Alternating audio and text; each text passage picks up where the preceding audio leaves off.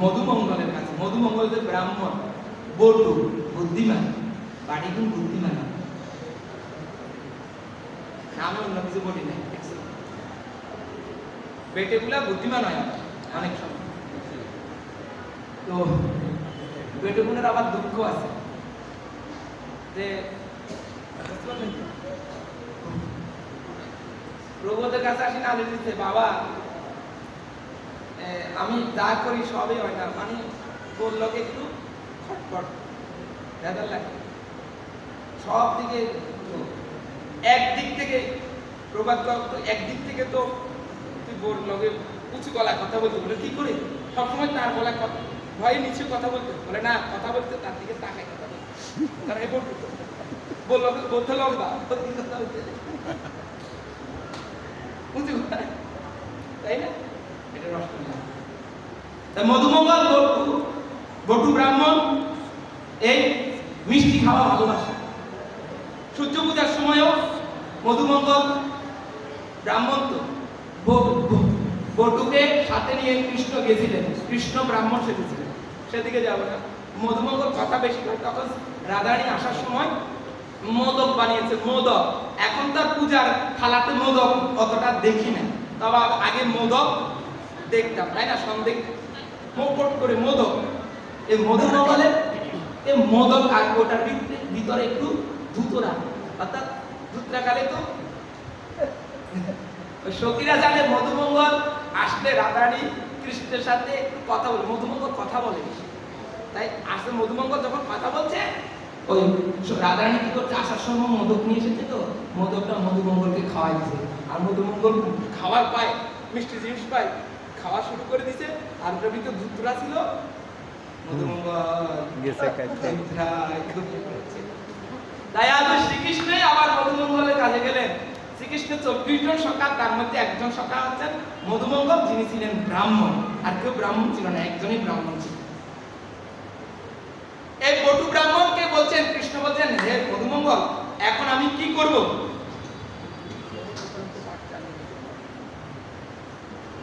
10টার বেশি যাই না।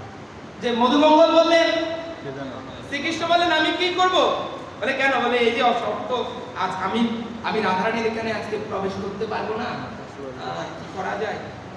কোন এই কথাটা, প্রসঙ্গটা কোনটা? ওই যে সখী আনুগত্য না হলে আপনি রাধারানীর কাছে প্রবেশ করতে পারবেন না, এই কথাটা, এই প্রসঙ্গে বলছি। আবার আপনি একটা ঢুকে যাবেন, সম্ভব না, এটা মামার বাড়ির গল্প নয়, আমার মামার ঘর নয়, টুস করে ঢুকে গেল, জানি তাই হিসাব নিকাশ আছে। এগুলাকে বলে গুরুগরের কথা, এগুলো হলো গুরুগরের কথা। আজে বাজে বাজে কথা গুরুগরের কথা বলে না, জানি তাই। বলেন জয় রাধে, জয় রাধে, সবাই বলেন জয় রাধে, জয় রাধে। এখন রাধারানী চিন্তা করছেন, হায়রে সখীদের সাথে কৃষ্ণ তো চুক্তি করলো, কি করা যায়? শ্রীকৃষ্ণ তখন মধুমঙ্গলের কাছে গেলেন। মধুমঙ্গল বলছেন, একটা বুদ্ধি আমি দেব, তবে আমাকে কিছু ব্রাহ্মণ দক্ষিণা ছাড়া, হ্যাঁ, আপনি লয়ারের কাছে গেলে লয়ার আপনাকে বুদ্ধি দিব, লয়ারের ফিস দম লাগবে না, তার মানে বুঝা গেল লয়ারের ফিস এখন না, পূর্ব থেকেই ছিল। মধুমঙ্গল বুদ্ধি দিবে, আমার কিছু কি দিতে হবে? মধুমঙ্গল মিষ্টি জাতীয় জিনিস ভালোভাবে খায়, আমাকে খাওয়াইতে হবে। কৃষ্ণ তো গোয়ালার ছেলে, দই মাখন ক্ষীরের কোনো ঠিক আছে, কি বুদ্ধি? বলে আরে শোনো, তোমাকে জ্যোতিষী বেশে দাও, জানি তা কিছু মনে নেবেন না। মায়েরা যদি জ্যোতিষটা বাড়িতে গণক আইবে, আরে বাবু রে, যদি শুনছে উনি অমুক, এই কথা আমার আত্মা, আমার ধীর আত্মা, ঘুমের গাল উঠে, জলের গাল জলে, পুকুরে জলে স্নান করে, উঠে নিয়ে আসছে দিবালাই হাতছা। সুদান্ত ডাক্তার 12 বছর জলের তলে ছিল, আমি যখন বলছি জলের তুলে আনছে, আমার কাছে ভিডিও আছে। মায়েরা বেশি করতে, মায়েরা সবাইকে হাত দেখাবেন না, সবাইকে হাত দেখাইতে। এই জন্য মধুমঙ্গল জানে ওই বর্ষানাথের শব্দ না তুমি জ্যোতিষ সাজে যাও, জ্যোতিষ সাজে জ্যোতিষের ধরবে না, আর তুমি তো সব চিনোই, জানো। বাহ, মধুমঙ্গল একদম কৃষ্ণকে জ্যোতিষ সাজিয়ে দাড়ি কাড়ি দিয়ে বৃদ্ধ করে হাতে লাঠি দিয়ে একটা পঞ্জিকা ভিতরে দিয়ে ব্যাস জানিতে যাই জ্যোতিষ যখনই বর্ষানায় এসেছে শ্রীকৃষ্ণ একজনকে বলছেন, হ্যাঁ গো, আমি কাশী থেকে বিরাট পণ্ডিত এসেছি, তোমাদের কারো কিছু জানার থেকে আশ্রমে করতে।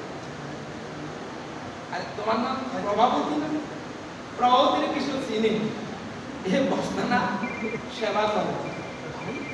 আপনি আমার নাম জানেন? আমি জানবো না, আমি জ্যোতিষ। তোমার বাড়ি ওখানে? হ্যাঁ, তোমার স্বামী তো ওই করে সব। আরে যাচ্ছে মানে আর আপনি বেশি কিছু লাগবে না, টিভি চ্যানেল দরকার নাই, এক মহিলার কানে কথা দিলে এটা প্রচার করবে। প্রচার কিভাবে হইব? আপনি আপনার পকেটের টাকা খরচ লাগবে, ইনি নিজের টাকা ধার করি মোবাইলে টাকা রিচার্জ করে শুনবো। এরকম আইয়ে গেছে, শুনছেন নি গো? নিজের পয়সা খরচ করিল সমনের পাশের মায়েদের অন্যদিকে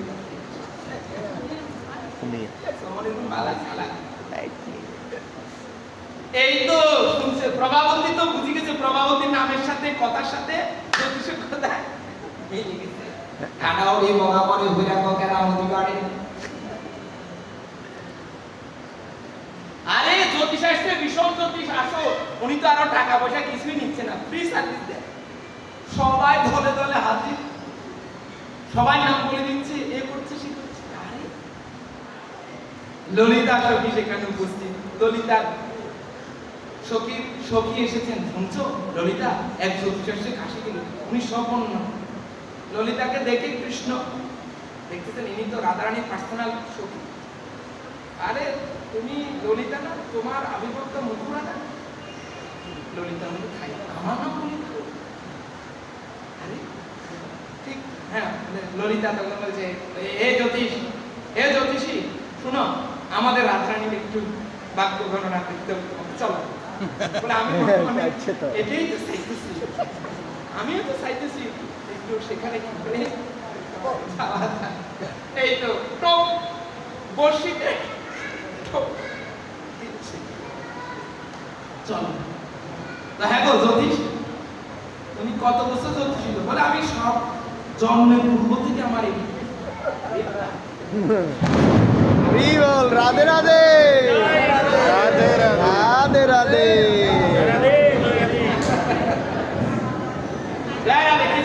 না ওই কৃষ্ণ তাই হচ্ছে তো। আপনারা অসুবিধা হচ্ছে? না না না, আশা করি আমি প্রাণবন্ত ভাষার চেষ্টা করছি। আর রাত জাগরণ হয়ে যাবো। বলে আমি তো তাই স্যার, ললিতা নিয়ে যাচ্ছি।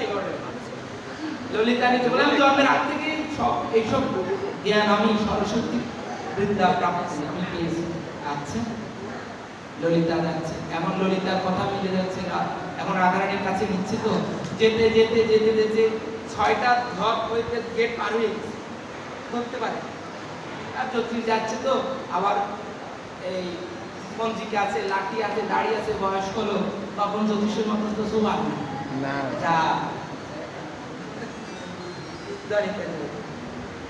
এখন গেলে একদম যখন 7 নম্বর গেটে এসেছে, বিশাখা বলছেন, আরে তুমি কাকে নিয়ে যাচ্ছ ললিতা? আজকে না এখানে কোনো পুরুষ প্রবেশ।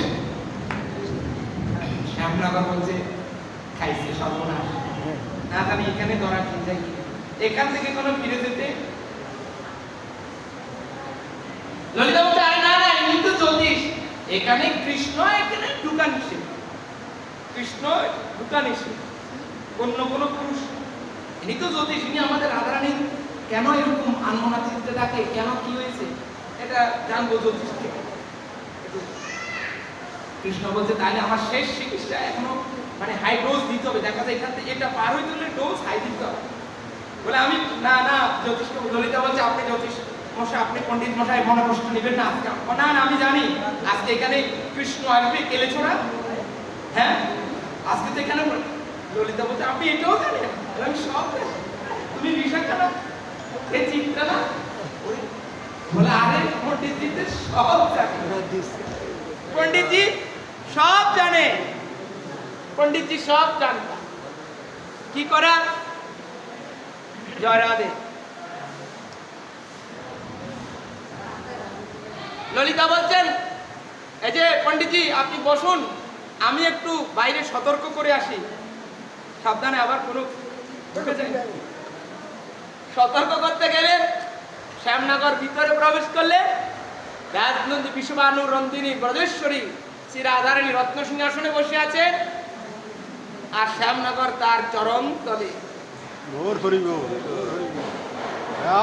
রাধারানীর চরণ নিকটে বসে আছেন, চরণ তলে রাধারানী তো চরণ পেতে আছেন।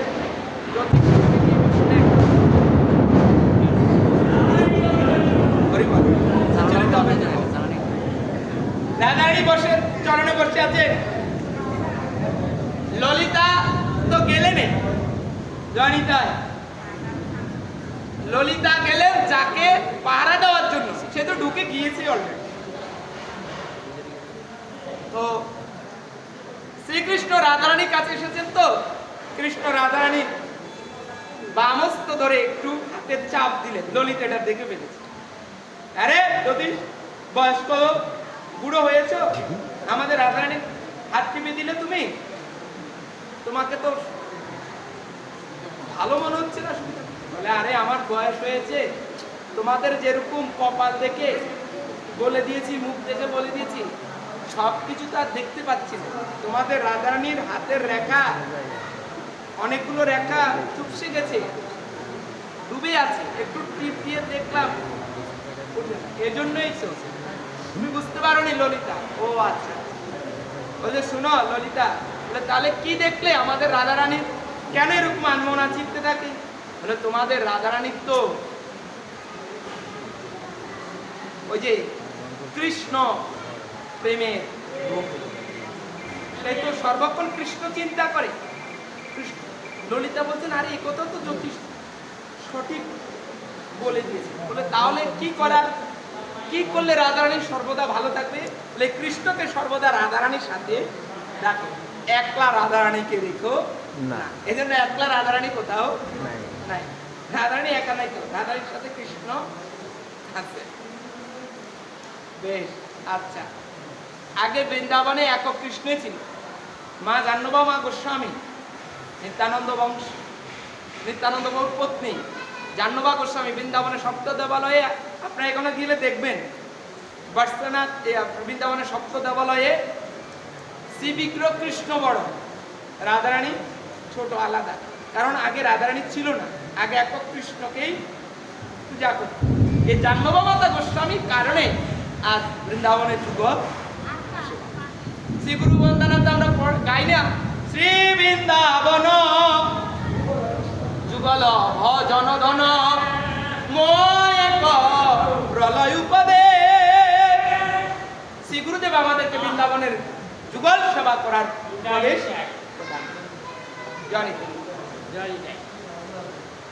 বলছেন। রাধা কৃষ্ণকে দিলে রাধারানী বলে আজকে তো কৃষ্ণকে এখানে প্রবেশ করা নিষেধ। জ্যোতিষ বলছে কৃষ্ণ অলরেডি বর্ষানা প্রবেশ করে ফেলেছে। জ্যোতিষের কথা শুনে ললিতা বলছে কোথায়, কখন? বলে বর্ষানা প্রবেশ করেছে। বর্ষানা কোথায় আছে? বলছে মন্দিরে প্রবেশ করেছে। মন্দিরে কোথায় আছে? বলছে মন্দিরের ভিতরে আছে। ভিতরে কোথায় আছে? বলছে রাধারানীর হাত ধরে আছে। ললিতা বলছে তাহলে কে? তখনই ওই যে কেলে ছোড়া জ্যোতিষ সাথে এসেছে। ললিতা সখী তৎক্ষণাৎ তার চুলের যখন টান দিয়েছে, যে আলগা চুল লাগিয়েছে তো শ্যামনগর, সেখানে তখন কৃষ্ণ বলছেন হ্যাঁ গো ললিতা, তুমি না বলেছিলে আমি যদি এখানে ঢুকতে পারি তবে তোমরা রাধারানী দাসত্ব বাদ দিয়ে আমার দাসত্ব করবে, তাহলে তোমরা হেরে গেলে না? হারছে? হারে যায়নি? হেরে গেছে? না না হারেনি। ললিতা বলছে শ্যামনগর আমরা হারিনি। বলে কোথায়? বলে তুমি আমার হাত ধরেই ঢুকেছো। সখীর হাত না ধরে কি তুমি ভিতরে প্রবেশ করতে পেরেছো? তুমি ছলে পালে যেভাবে আসো আমার হাত ধরে এসেছো। বলছে আমি তোমাকে ভিতরে ঢুকেছি। তাই সখী আনুগত্য, মঞ্জুরি আনুগত্য না হলে যেমন রাধারানীকে প্রাপ্তি সম্ভব নয়। কৃষ্ণ তো ভাবছিল আমি তো ঢুকে গিয়েছি। ললিতা বলছে না, আমি তোমারে ঢুকেছি, তুমি ঢুকতে পারো নাই, আমি আব্দুল ঢুকেছি। সেখানেই সর্বদা, এই জন্য সর্বদা রাধারানী জয়, জানি তাই জয় গো। আর সেই ব্রজের রাধারানীর আবির্ভাব, এই রাধারানীর পিতা হচ্ছেন বিশুবানু রাজা। আমরা ঢুকছি এই মিলে। এই কথাগুলো না বলে শুধু আমি যদি এখন এই কথাগুলো বলতাম তাহলে ভালো লাগতো, রসময় হবে। শুনুন, পুলি পিঠার ভিতরে পুর থাকে সন্দেশে, শুধু পুর দিলে তেলের মধ্যে সেটা থাকবে, তাকে কি করতে, উপর দিয়ে ময়দা প্রলেপ দিতে হবে, তারপরে জানি তাই। হে বৈষ্ণবগণ, জানি তাই যাই। এই রাধারানী পিতা হচ্ছেন বিশ্ববানু রাজা। এই বিশ্ববানু রাজা কলিকালে কে? এই বিশ্ববানু রাজা কলিকালে হচ্ছেন পুণ্ডরীক বিদ্যানিধি। চলছে তাই না?